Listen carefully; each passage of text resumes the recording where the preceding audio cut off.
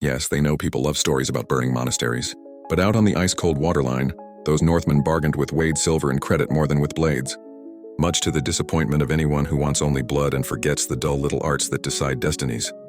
Diplomacy, customary law, and tolls, people ex nars action, translate.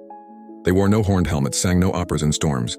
They stood by scales, rattled leather pouches of hack silver and dirhams, then nodded when the needle steadied at the standard mark. A scene unromantic, perhaps, but the heartbeat of a commercial sphere running from Hedeby to Constantinople.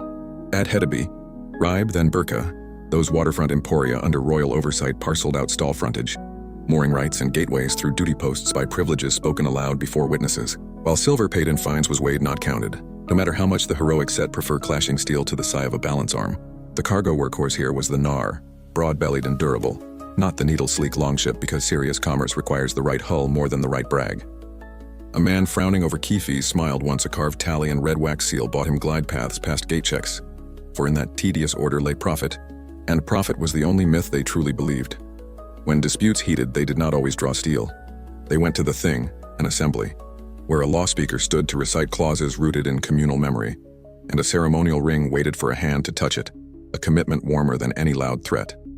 Outsiders may smirk at such rites, but anyone fined in silver by weight learns why people listen, why a staff-thumping earth can open a hush wide enough for terms to sprout. At Thingvellir, chieftains' booths swayed their oil lamps, and a nod could yield winter residency or pledged election support. Politics of meadows, perhaps yet effective along lava paths and ice-burnished trails. In Jorvik, where Coppergate steamed with dye, Northumbrians smiled over yarn, Norse fingers checked weights, and the nearby minster cocked an ear to terms read in the close, because peace is the best hygiene for tax collection.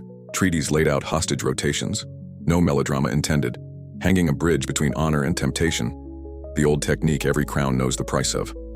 Marriage ties, dowries, and fosterage in distant courts bound the flow of goods with kinship rope, a gentle cord that proved tougher than any chain forged at a smithy. To the east, the Dnieper roared over rocks and hulls scraped across log rollers. No poetry here beyond toll receipts and razor-slim nods, yet portage stations were hinges of the world, joining the Russes to the Greeks.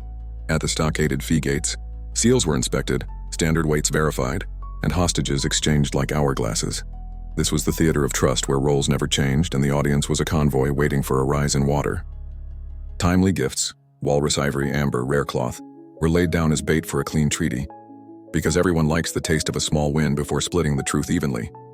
In Constantinople, the stage changed, but not the logic.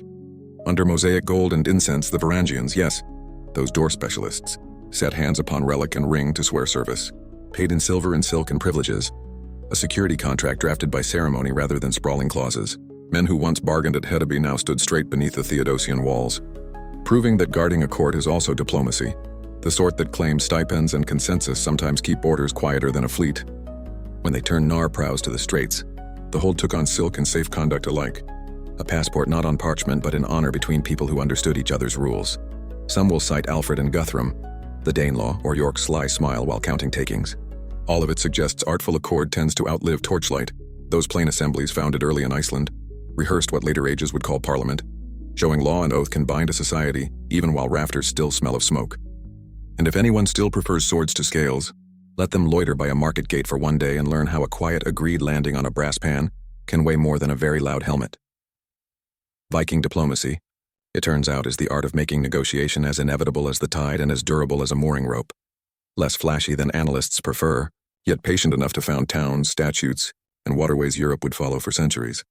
They widened influence with gifts, hostages, marriages, oaths, and an instinct for local rules, a flexible toolkit that made courts wary yet welcoming, because bullion and quiet often walk hand in hand like two well-behaved children. And if anyone still sighs for horned headgear, a reminder, they needed no theatrical props to ink a deal, only a scale, a ring, and the practical wit of people who expected to be back at the market tomorrow.